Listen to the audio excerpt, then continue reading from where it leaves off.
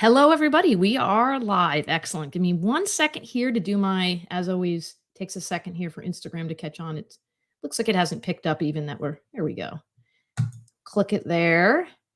For those of you who have never watched one of these before, the Instagram thing is a little different than all the other platforms. You have to do a few different steps. So I have to wait for it to kick over there before I click go live on Instagram. Which always makes for a nice little awkward moment when I'm like, hi, we're live. Hold on a second while I make us live on Instagram. But I appreciate everybody who's here joining us live, anybody who's watching this after the fact recorded. We are grateful to have you here with us and be part of listening to our conversation.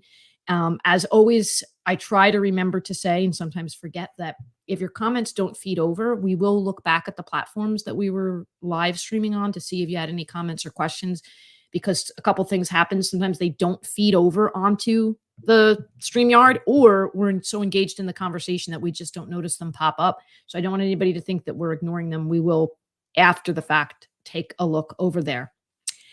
And with that said, I am excited to have Cindy here as a guest. And Cindy and I have had some great conversations offline, and I knew that she would be a great source of wisdom and inspiration to have a conversation with on here. So in a moment, I'm going to have her introduce herself and tell everybody what she does and what she's all about. And then we'll chat as always. So again, thanks to everybody for joining. Thank you, Cindy, for being here. And why don't you go ahead and tell everybody who you are and what you do. Thanks, Deb. I appreciate it. And thank you so much for having me on this. I'm so excited. I've enjoyed watching all your previous sessions. So I'm Cindy Goodwin-Sak. I'm the founder of Valiant Leadership. It's a community and a framework that basically helps people become great leaders. So I spent about 25 years in tech, absolutely love tech, but I also have a passion for research and learning things. So while I was in tech, I went back to school to get my doctorate and focused on organizational behavior. And then I turned to studying leadership and all the behaviors that make leaders great. So again, I'm super excited to be here. I love it. I'm going to tell a story that I think is really important, and I think it'll be a nice segue into kind of chatting in terms of coaching and how that works. And particularly when you're talking about coaching leaders and helping them be effective communicators and be self-aware, there's so many levels to that. And as I've talked about on past Go Lives, I have struggled with anxiety and depression throughout my life. And obviously, anytime that you deal with those things, well, really, even if you don't deal with those things, it's important to have self-care, right? Get enough sleep, drink enough water, make sure that you're getting outside. And I was at one point at a live event, and I was feeling really tired. Had been a lot of things going on. I was not practicing appropriate self-care, was not managing my time well. But what I found really admirable, and Cindy and I had conversations before briefly, but I was talking about that I needed to make some changes. I was really struggling with exhaustion and stuff. And Cindy, not knowing my background, but said to me, could you be, maybe dealing with some depression? And I had so much admiration and love for her willingness to say that, because I am aware that I have that, and that is something that I'm addressing, but she didn't know that, and knew that if you don't attend to that and pay attention to that, that can spiral. And so the bravery that it takes to say that to somebody when you're not sure how that's going to be received, to me, is love in action, right? Like, you knew in that moment, I think you probably knew me enough to know I wasn't going to be angry, but that it's always difficult to broach that topic. And so I just have such a high level of admiration for anybody who's willing to say to people around them that could be a potential area of concern. And is there some way that I can support you, or can I help point you to the right resources? Particularly with it obviously being Mental Health Awareness Month, it's timely for me to be saying this, but I want to kind of take that into you as a leadership coach and the approach that you take, because you operate from a place of compassion and strategy. Those aren't two separate things. They're very much together. When we are compassionate to others and compassionate to ourselves, we are more effective listeners, we are more effective speakers, and we're more able to adapt to changing circumstances. So maybe you could talk a little bit about the way that you use that same skill that you had in kind of bringing that up. I'm sure there's times when you're working with leaders that you have to say, I see something that might need to be changed in order for things to head in the correct direction. And those are hard conversations. How do you kind of broach those times where you need to bring up or suggest something that may not be necessarily easily received?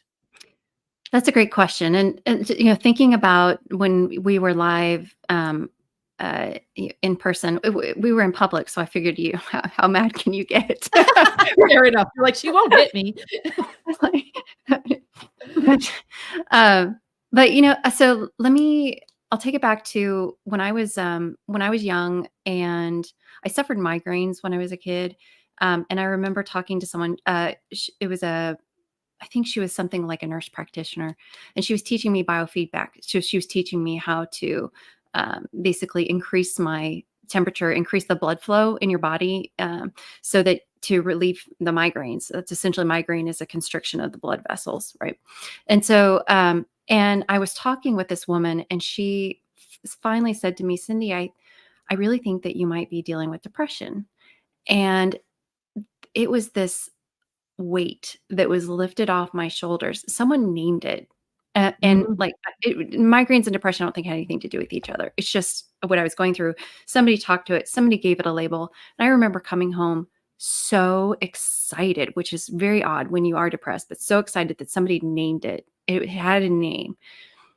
And then, so both my parents are child psychologists, and they both immediately say, you don't have depression. So that's a totally different story, but somebody named it. It felt amazing. And so I thought, so after a period of time, after I started to understand some of what it looks like in myself, I started to recognize it in others, and I started to name it, because at least for me, it was a gift, because once it's named, then you can start to do something about it. So I think, absolutely. um, that if you kind of take it at that philosophy, we name a lot of things as people. We are human judgment machines. So when we judge things, we label them, right? That's what we do. And that's how we're wired. Um, but sometimes when you name something, it gives somebody an opportunity to look at it through a different label. And so I'm not a huge fan of labeling things, but when you see a pattern or behavior that looks like maybe somebody hasn't given it a name yet, I think giving it a name or creating a language that allows you to discuss it, is very freeing most of the time. A lot of times, sometimes people aren't ready to hear the name. So, Right, or right, the judgment machine has gone wrong, right? Like maybe right. that's a completely wrong judgment there, but yeah, but you get it. Yeah, and I think it's also just about having the conversation in general, because Right. sometimes, like, it may not be the thing that you're potentially suggesting as the solution or as the problem, right? Mhm. Wherever the naming is going on, but it's the be willing to look a little bit further than what you may have assumed and investigate. So I think, like, sometimes you might suggest something and that initial suggestion's not what it is. Mhm. But by saying, could it also be this? It's the could it also be that allows us to peel back more layers and, like, not just assume that, like, well, okay, a year ago when I experienced this, it was this, therefore it must be the exact same thing. Right. Well, maybe, but are there different circumstances, and are there different things going on? And particularly when it comes to health, a Mhm. lot of times there's a lot of things that have very over, like, fatigue is what the symptom of, I don't know how many millions of things, right? Fatigue. So Right. it's being willing to look at other potential options so that you don't feel like, well, I'm using the solution for this Mhm. problem because that's got to be what it is, because that's what I've determined it is, and the solution's not working.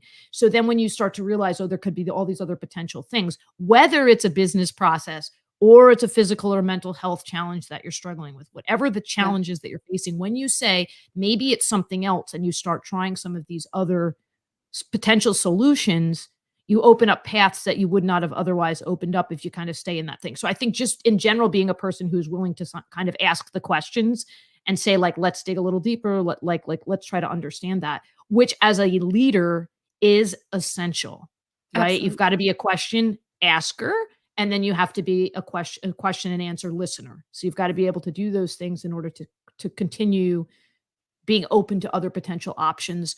And that can be even like finding out resources on your team, right? Like, I'm sure that there's times when you're working with groups. I know, based on some of the conversations we've talked about with what you do, Mhm. where they may think they have to, we'll say, purchase software or work with a vendor or hire, a certain number of people in order to affect the change that they want, when it's really that they're just not using the resources that they have available to them in the most effective way possible. Right. So being a question asker and going like, okay, well, let's take a look at what's around you.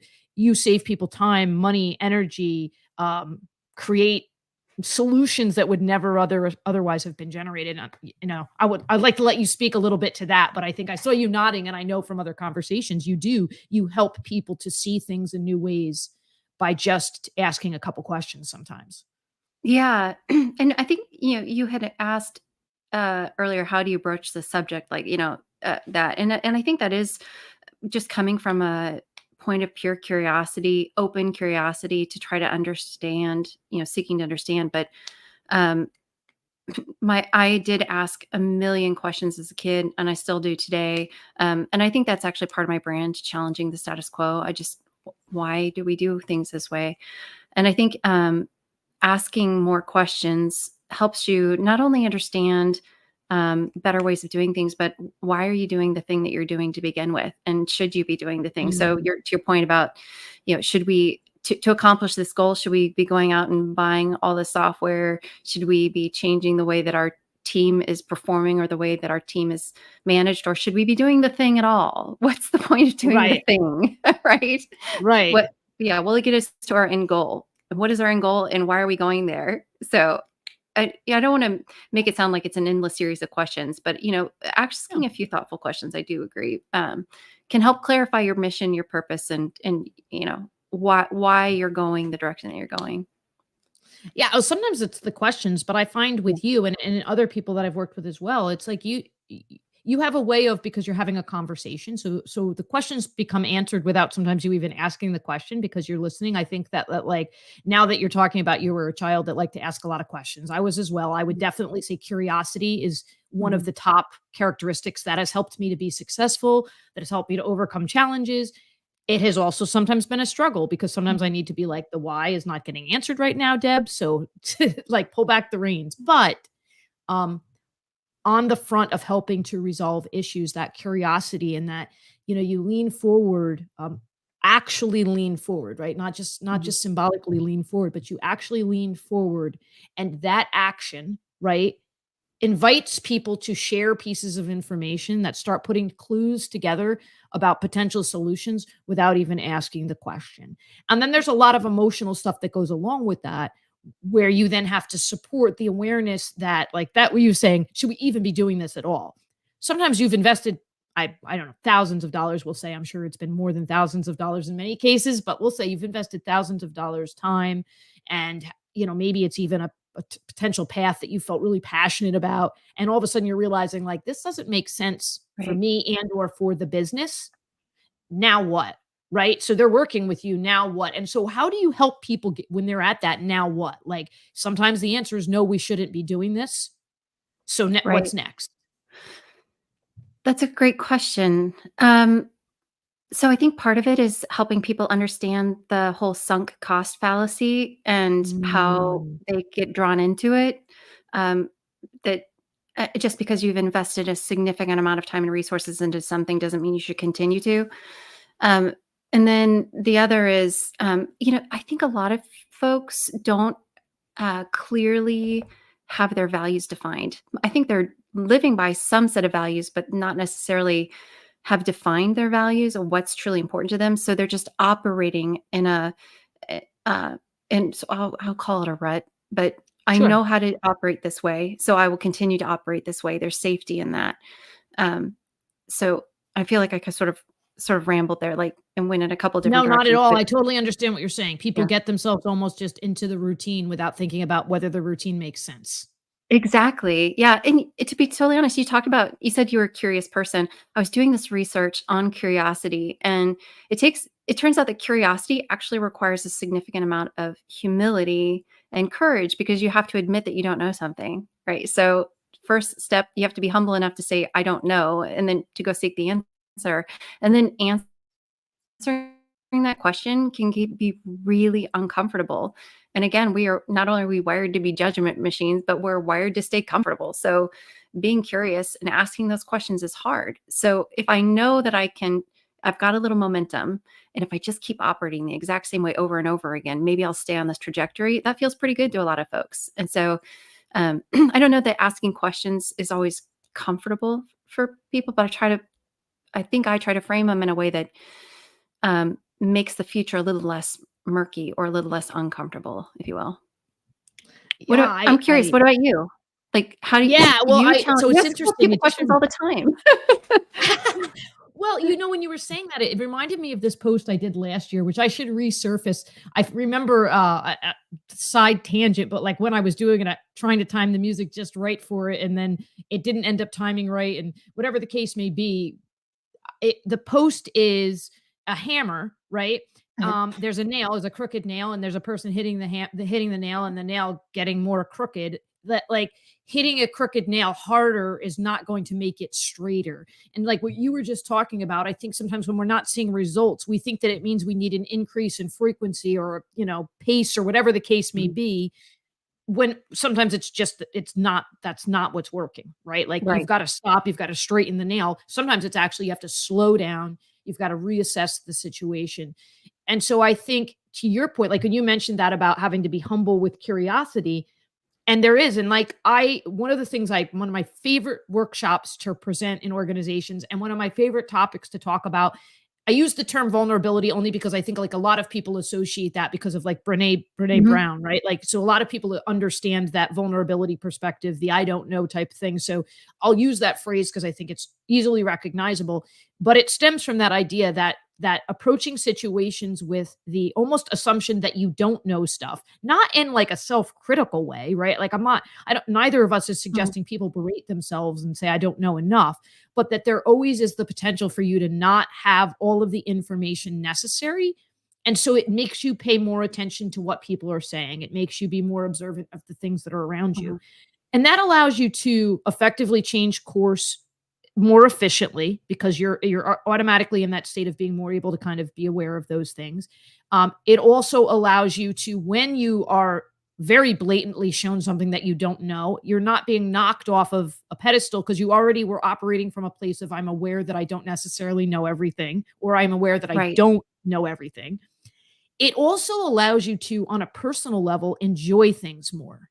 When you're Mhm. curious and when you realize that you don't recognize everything, you look around, right? You see the drop of water that's falling off of the leaf in a very strange place rather than just kind of sitting there in the like it's raining. I'm aware that it's raining, right? I have that knowledge, but you're looking at, well, how is today's rain different? And you start to see those different things. So your enjoyment of just being becomes more profound. You kind of tune into all of those different senses.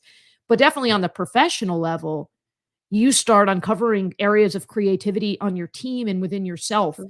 that are really cool, right? Like, I'm sure you've had Absolutely. experiences yourself, like, not just even with working with others, where, like, you say or do something and you're like, "That's really cool. Where did that even come from?" And it came from you, and the reason it hadn't come out sooner is because you were operating under an assumption or you were preoccupied with things that you had to get done. Right. So, yeah, absolutely. I think that idea of curiosity, uh, being equated with humility, being equated with growth, being equated with learning, and all those things that go to it. And I think for leaders specifically, there can be a misconception that when you step into a leadership role, especially when you're a new leader, that proving yourself means asking Yeah. less questions, right? And I mean, Right. I've been in that place. Like, Right. I don't want anybody to question that I'm here.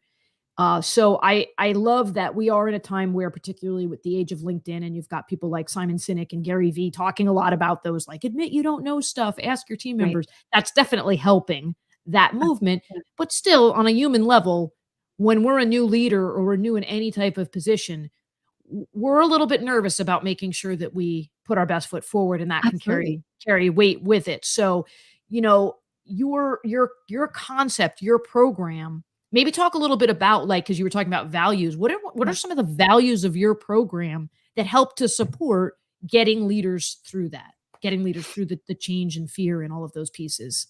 Sure. Well, so I'm going to take one step back. And you said when you're a new leader, so there is research that says that when you're a brand new leader, you can't admit to making a lot of mistakes. You can be humble. You should definitely be humble, and you should definitely listen. You should listen, especially when you're new, 4 times more than you speak, 10 times more than you speak. But starting out by admitting a bunch of mistakes or admitting fallibility actually decreases trust. So when you're first leader, just Balance, keep your yeah. mouth shut and listen. Right. Just listen. And then once you build trust with your team, you can start to talk about the mistakes that you've made in the past because you've already built some Sure. credibility with them. Great But point. yeah, it's super interesting research. I just love the data that sort of validates some of the stuff we already kind of Yeah. know. But Yeah. um, so it's super interesting. The values that are in our program, or the traits or the behaviors, are all around creating psychological safety and creating a sense of being valued and belonging, because those are, once you get past physical safety and your basic needs, humans start seeking belonging and seeking esteem at work, and they always look to the outside for the most part, because we are a species of social beings, and we're terrified of being excluded because we think we'll be, if we're exiled, we'll die. So we spend our time at work craving attention and craving validation. So the values in the curriculum are all about empathy, humility, integrity, um, the accountability, the things that help people feel safe, that help them feel valued, and that essentially help them maximize their potential. Wow. So let's talk a little bit about that, because I mean, you said those so succinctly and so clearly and in such a palatable way, because sometimes those concepts can be a little bit tough for us to swallow, right? It's not Yeah. like today we're going to talk about how to tie your sneaker. You're talking about how to be an effective leader. Right. Um, and you talked about curiosity as a child and how that drives what you do Mhm. now. I'm kind of curious hearing you say those things, and like the fact that like you went back to school and you got your, your PhD. I mean, those aren't like quick things, right? So Yeah. what do you think, what other things from childhood, or do you look back at childhood and realize ways that things that interested you, or traits that you have that have driven you into doing this and doing this so successfully, and you're so well received and recommended by people because of your empathy and your accountability components being hand in hand. Um, you know, uh, Asking why a lot, and that's something, I don't know if you're born with that. I think maybe that you're born with asking why. That's one thing, but some of these things are not skills that I had. Empathy is not Mm, was not a strong skill of mine, actually. And I remember so many judgments I've made, and I still catch myself making judgments. We're judgment machines. sure. Um, so they're all skills that I've learned along the way. And I think a lot of it really started to um, come to fruition for me when I decided to become a leader. When I interviewed to become a leader, it was all about me. It was all about what I wanted to be in my career and the things I was going to do. And immediately after taking the role, I started to study leadership. And then I went, oh my goodness, they should not have hired me. I was but I wanted to be good at it. So I studied it. But and so I did it what I do. I read books, right? I read books. That's how I got all my technical certifications, through books. So I studied leadership. And then I started to pull out the threads of the great leaders. They didn't necessarily say they were humble, but you could read between the lines that they were humble. They didn't, and eventually what I felt was that there was no actual manual on behaviors that make great leaders. And that's when I started to research. And most of it is in the research. It's in academic research. It's not been pulled into the practitioner world. So that's where Interesting. I just dug until I could find out. And most of it is, why is it this way? It's asking, like, as I moved up through levels of leadership, I noticed the leadership styles changed, and I wanted to know why. Why is it Hmm. changing? And how should it be? Like, what would be the best way, or a better way? Wow, there are so many pieces to that, and I'm trying to decide where I want to go because Oh, I yeah. love it. Well, I think I want to talk about the judgment thing and then like link it over, because you were talking about judgments and you still catch yourself making judgments, and judging in it of itself isn't the problem. It's like kind of what we do with those behaviors, right? Judging is Right, kind of another word for deduction, right? You look at a right. situation, you base it on the information you have available to you, and you try to make a decision. Do I open this door or this door? Do I try this new food? Different things like that, right? We're trying to make balanced decisions to keep ourselves safe. But then what do we do with that? So I think like the self-awareness piece, which is what you're fostering in in learning, right? You were like, Mhm. why do we do this? And how can I find the data? The data is important. Mhm. We don't always want the data to drive all of our decisions, Right. but it's important. If statistics tell us that 98% of the time something's happening, there's something there. Right. And so you take that data and you kind of put it together and then you drive self-awareness, right? So whether that's something that comes innately, some people are very self-aware, some people have had to learn to become self-aware, some people have to be told to be more self-aware, and then you keep yourself in check. So judgment happens and you go, okay, Yeah. why did this judgment? Why did this Right. why did I make that decision? And when we're working with teams, whatever our position is, obviously that's important because we're going to be hearing people's perspectives and we're going to start to draw conclusions of whether we agree or disagree with them. And then we want to figure out, well, why am I thinking that? Why do I Mhm. disagree with that? So if we can just as individuals work on that, but then even more so as a leader, you're never going to be able to coach somebody to stop making judgments. And for the No. reasons we just were nodding about, we don't necessarily want to. What we do want is when the person makes that decision for them to weigh that against, is the judgment or deduction or hypothesis that I'm making, is it sound? Is it rooted in Mhm. data or is it rooted in emotion? Is it rooted in one experience that I've had in my 10 years leading that may not be representative of the bigger picture? Is it because this person bothered me a couple days ago and so now I'm not really listening to what they're saying because all of those factors come into play. So that's the piece where the change takes place. And really from the moment somebody works with you, says to you, I want to work with you, there's self-awareness, that act of, "I need help in order to be the most effective leader I can." Now, I'm imagining Yeah. sometimes people are brought to you, not necessarily like, they didn't necessarily look you up and say, "I want leading," but somebody said, like, "You really should get some leadership coaching." There's a bunch of different reasons. Right. But I'm sure that you come to people with that, and, like, how do you specifically, like, how do you help foster self-awareness? I mean, you and I are both fairly self-aware. We know that from having conversations offline where we're like, "Here's what I could fix." But, um, how do you help other people with that? What are some things that you do to help people be self-aware? Um, so whenever I have a strong reaction or a strong emotional response to something, that's typically when I stop myself and try to inspect Mm, what got there. The other thing is just a lot of like journaling, and I am not a journaling person. Like I've always wanted to have a diary since I was a kid, and I just couldn't do it. Like, I just can't do but right. just, like, writing stuff down on a piece of paper to sort of process my thoughts, like, why am I having a strong reaction to this? Like, helps. But, Mm. so Why? There's the why. yeah. Yeah, why am I having yeah.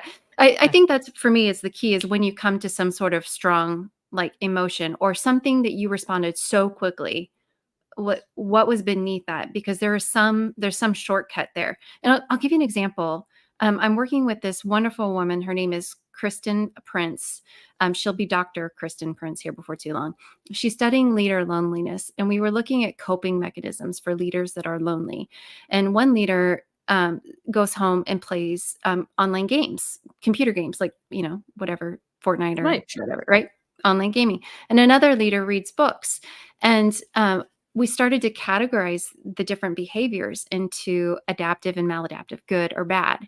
Okay. So what we did, we were judging people's behavior when they got Mm, home. Well, who's to say that playing a computer game is good or not good? Who's to say that right. reading is the mere reading of a book a good thing? What if it's a trashy novel? Like, so Right, right, right, right. that's when, like, when you start to, like, categorize things in those way and make judgments, we immediately pulled way back and said, "Hang on, w that we can't do that. We can only" Mm, because we don't know what the intent is, and there's, like, 10 other questions we should have asked to like, to understand why if this is, healthy if in the long term or not healthy in the long term, which, took us, like, a half an hour of discussion to figure out, like, what was the end goal? Why were we right, what saying was good the or bad? result? Right, Yeah, right, yeah, right. so I do agree, it's the why, but and I try to generally use it to like, you had a really quick response to labeling something good or bad, or a really strong emotional response to something. That's really when it's a good time to pause and say, "Why do I think that?" Yeah, I mean, almost it's almost to the point that, without getting driving yourself into a complete tizzy, like the why is just always a good question to ask, right? I Yeah. mean, I think you go to the doctor tells you this is the treatment. Why? Doesn't mean you're not going to take it, but like, why? Let's find out what the reasons are that this is the method that I should take. Yeah. Um, this is the business process that we're going to move to. Why? Right? And I forget. There's a thing. It's like 7 levels of why. Five Five. whys. Okay. 5 why. I was Five gonna whys. ask Right? you, do I you was know like, the 5 I'm whys? trying to remember the number, and I'm like, I'm just going to admit I don't remember the number, but many levels of whys, and I've done that activity with people, Yeah. right? And I've done it with myself, where it could be something as simple as like, do I want to post this or not post this? Is this something I want to teach or not teach? Do I want to reach out to this person or not? I mean, I think that those why things ultimately always help. And a couple things happen when you start peeling back those whys. Well, first off, we start to understand our own. You talked about core values. We start to understand our core values. And so if your why that you get down to is not in alignment with your core values as a person, so let's take the team Mhm. component out of it, then you might want to start thinking about, is this really a decision that I want to make? Maybe it means that there's an adjustment to your core values. Doesn't Mhm. necessarily mean that that's, a bad thing. And then as a team, when you start to pull back those whys, you start to make sure that you're making a good decision. And it also increases buy-in, right? Team buy-in. If you've pulled back all those whys, because people are going to ask them, because at the end Mhm. of the day, just like the little kid urge to ask why, as adults, we're like, why are you having me do this? Like, Mhm. why do I have to clock in and clock out? Right. And if you start to break down the pieces, then people go, okay, I get it. It's not that you don't trust me. It's these different reasons. It's going to make our time cards more effective. It's going to make payment go out quicker, right? You start to have those reasons. So when you have those why conversations, you increase the opportunity for people to feel like they're part of something that makes sense, as a part of just like the top down approach. Absolutely. However, yeah, there are definitely times when you can't, but I do Yeah. think that, like, yeah, it really does facilitate that type of connectivity. Absolutely. And people want to be part of a decision, and leaders also want people to know that they put a lot of thought into their decisions, that they're competent at their decisions too. So as much as you can share and interact with your team on that, that's always good. So what is the why you don't have to go 5 levels, but you can if you want to. What is the why for why you do it? I mean, you're so good at it, and you talked a little bit about it when you were introducing yourself, about kind of deciding that you wanted to go in that direction, but, like, what do you think makes you feel so strongly about it and be so, well, I guess that's really it, but you're so passionate about it, because you are. It's not you're this wasn't just Yeah. like you're like, "Oh, here's a good opportunity to make money," and you really care about what you're doing. You're doing research, some of which isn't going to yield immediate return on Right. investment to you, because you care about what you're doing. Yeah. Um, so I believe that we can define great leadership. And yes, it needs to be adaptable, but in general, for the current situation, the current environment with technology changing as fast as it is, and changing our work, I think we can define great leadership behaviors. And even Mm. more than that, we can measure them. And I'm really passionate about decreasing the number of people that we promote because they were competent at their old job, not their new job, and increasing the number of Mm. people that we can measure your leadership skills, because we know how, and we can measure your potential and whether or not you should be promoted into that role. So, and largely because I've seen both the amazing benefits of working for just phenomenal leaders and the horrific detriment of working for terrible leaders. And Yeah. it's they say the person you work for has more impact on your mental health and physical health than your own physician. Like, that's a pretty powerful It that's a sure powerful is. thing. Yeah. So um, if we can teach people what that looks like, and how to behave, we can give them an instruction manual. By gosh, we should be giving them an instruction manual. So yeah. Yeah, I mean, that's, I'm not surprised, but it's hard to, I mean, it does make me as an entrepreneur think I gotta have a conversation with my boss. That's me. That's yeah. I'm like, "Oh, yeah." Yeah, that's a very powerful statement. Well, when I talk about, and again, it's Mental Health Awareness Month, but it should Yeah, be we should be aware of mental health, and mental absolutely. health awareness and advocacy don't always go hand in hand, but just because you're aware doesn't mean you're gonna make the effective choices that you need to make. You talked about, like, from your childhood and being diagnosed with depression, and who thought you Mhm. actually did versus who thought you didn't. I mean, there are a lot of people who know what depression looks like, but will miss it in themselves or miss it in somebody Yeah. that they love, right? And I think a lot of times as parents, it becomes really tricky because you want to we think of mental health issue as being something that like, well, I must have created that by not being a good enough leader or parent or Mhm. friend, which is just not the reality, right? Those Right. things can really can contribute. And so when you talk about that as the person you work for, having that degree of impact on how you're going to be able to maneuver through mental health challenges, ultimately, as you said, then the result, right, where you are Mhm. mentally, um, it's so critical for us to be able to talk about the importance of promoting mental health advocacy in individuals, in organizations, and just all around so that people are talking about that. And it comes back to if you're an effective and good leader and you're doing those things that you talked about, you're Mhm. going to feel better and the people around you are going to feel better.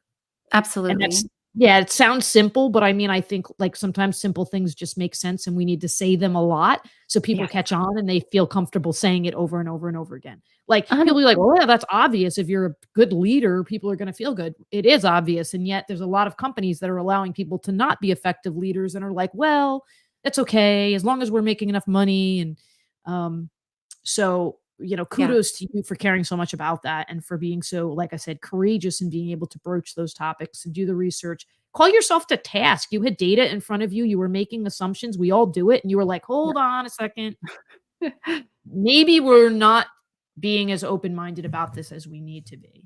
Right. So, like, to me, that's like a huge, huge victory all in of itself that people that looking at data stopped to kind of consider where they were approaching it. So, um, I see we're at 36 minutes here. I could talk for 3 hours with you about this, but I do wanna make sure that before we have anybody that might log off because they weren't expecting it to go as long, how do people get in touch with you, find out about your courses? And as part of that, when you're giving out whatever contact information you'd like to, if there's something that you've got going on now or that you've got coming up, service or offering you'd Sure. like to specifically mention, by all means, let people know how they can be served. Sure. I'll just share my LinkedIn profile, Cindy Goodwin-Sak on LinkedIn. I'm the only one that I know of. So there's a hyphen in there. And I'll be sharing, I'm going to do some more workshops and stuff. I'll be sharing that mostly on LinkedIn coming up soon. So that's probably the best way to, thank you. I appreciate that. That's the best way to find me is to reach out on LinkedIn. Excellent. Yeah, and if anybody, is in my network and would like an introduction, Oh, yeah. please reach out to me and let me know, and I would obviously tee them up to talk to you. Sometimes people have done that from some of my conversations. They've been like, "Hey, I really like that guest. Could you just do a quick intro?" And absolutely, I would love to do that. Um, and I mean, you've shared a lot of gems, but any final what's the final thing that you'd kinda like to leave the audience with? Well, if you allow me, I'll do two. The Yes, first one is absolutely. the first one I would say is have a person. And so and I don't Deb, I assume you know what I mean, but my husband is my person. And he's the best thing that's ever happened to me. We'll be married 20 years on Thursday. So yeah, but when something's wrong, I tell him and he knows and he takes, he looks after me to make sure that things are okay. So, that's have a person who cares deeply. And if you don't have a person, you go to the hospital because they will take care of you. And then the other one is, you were talking about curiosity and we were talking about judgment. And all of a sudden I realized, I don't know if this will work, but my laptop says, be curious, not judgmental. I just, except the C just fell off. I was like, well, that's kind of interesting how we didn't sort of plan this, but how odd. So Yeah. I would say, that phrase did come to me from Ted Lasso. It's not by Walt Whitman, but because I was curious, Oh, and is it's that a not. Ted Lasso phrase? It's a Ted Lasso phrase. Mm. He attributes it to Walt Whitman. It is not actually a Whitman phrase, but it's a good one. So I would leave with that. Be curious, not judgmental. I love it. Well, I gotta watch that show. A lot of people have mentioned it. I have believe signs up all over. I've had them up since I was little. Like, I've always loved the word believe and the Oh word wow. hope. And so people are just like, "Oh, I love your Ted Lasso reference." And I'm like, "I actually haven't watched the show. I think that that's a powerful word." But yeah, curiosity is just it's just so essential. Like, keep learning about yourself, about others. I love it. I love the find your person. Um and I think to echo that and add on to that, you noted something that I thought was really powerful. For some reason, it gave me goosebumps. I think because I think of the fact that there are so many people out there who are like, I'm hurting and I don't know what to do next. Right. Mhm. And so I think you're saying talk to somebody, and then there might be people who go, but I don't have anybody to talk to.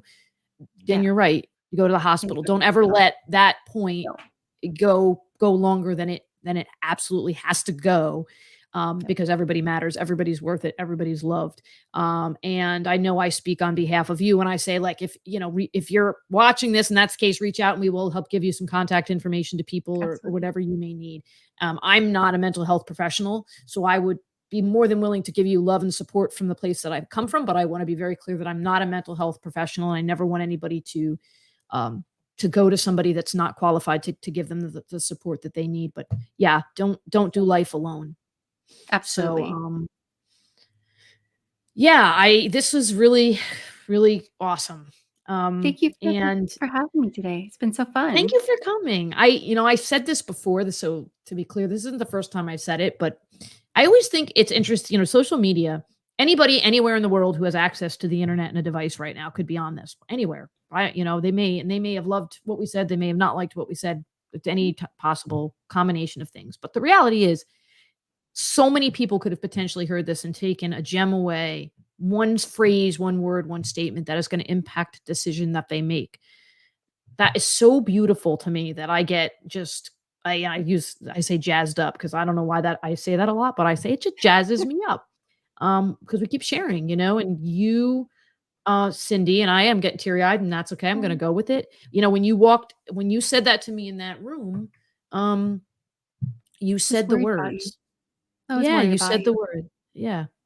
Yeah. And that's a magnificent gift that we can give to one another as human beings, is the exchange of words and the exchange of concern. So I really appreciate you being here. I hope that people heed your incredible words of wisdom and reach out to you for your services. I know that you just finished up a course with people that I'm sure are, as we speak, mulling over the information that they received from you and thinking about what they're going to do with it. And for the fact that I get to, be part of your day today and any other parts of your day that I get to be, I feel blessed, and I'm grateful again for you taking time out to talk today. It's been such a treat. I appreciate it. You have a wonderful day. All right. Take care, everybody. Thanks, everybody.